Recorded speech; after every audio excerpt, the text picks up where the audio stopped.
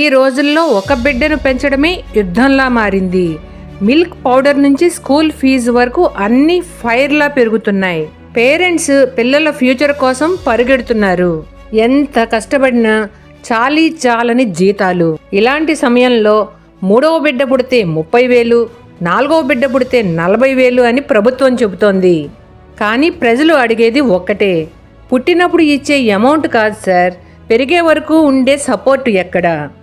మంచి government schools ఉన్నాయా? Government hospitals అందరికీ అందుబాటులో ఉంటున్నాయా? పిల్లలు చదివాక జాబ్స్ గ్యారంటీ ఉన్నాయా? పేదవాడి బాధ నెంబర్స్లో కనిపించదు సార్, డైలీ లైఫ్లో కనిపిస్తుంది. ప్రజలకు కావాల్సింది ఒక్కసారి ఇన్సెంటివ్ కాదు, మంచి education, health care, jobs, secure future. ప్రభుత్వాలు ఎలాంటి పరిస్థితుల్లోనైనా పథకాలు పెట్టనివ్వండి, కానీ ప్రస్తుత సమాజం ఇలాగే ఉంది.